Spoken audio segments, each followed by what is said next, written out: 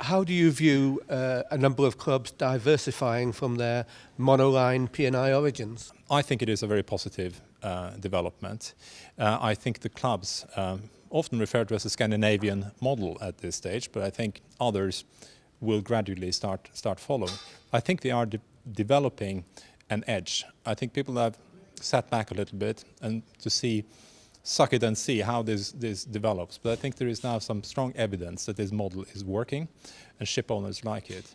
I think in reality the whole marine insurance industry is sort of historically divided by the extreme relative success of the international group, and it's so differently structured from the whole market that it's been hard to bridge. Now that bridge is being put in place, it's being shown how it can be done.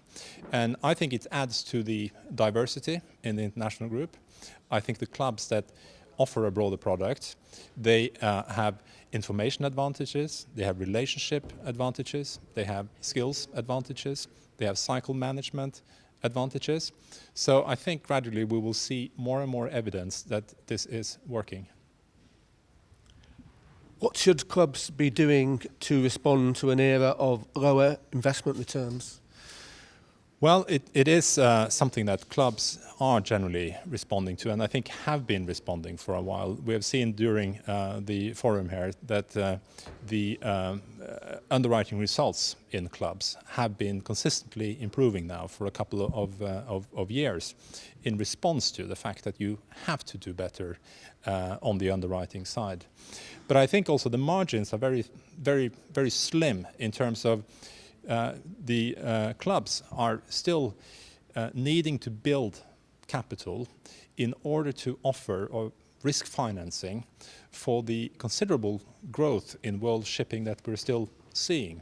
So in order to stand still in terms of capital adequacy, they need to be able to generate quite a solid growth in their free reserves.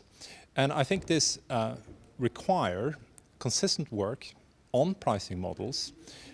It requires consistent work also on different quantitative criteria on their portfolios. It requires cost focus. It requires working on the business mix, optimizing reinsurance structures, because I think probably the solution implied in your question isn't going to come from the investment markets. You have to find it somewhere else. And I think it is happening. I think the clubs have never had the same incentives for developing a rich toolkit for pricing, because the renewal is a single shot one day every year. You have the IGA procedure that even if you have modeled the price, it takes you a while to get that reflected in your portfolio. So the incentives have been somewhat lacking, and you've also had the principle of fairness being very important. But I think now the clubs have realized, and they are working very hard to put in place the same models and systems that the commercial market have. And I think that is very much the solution to the low investment returns that we have.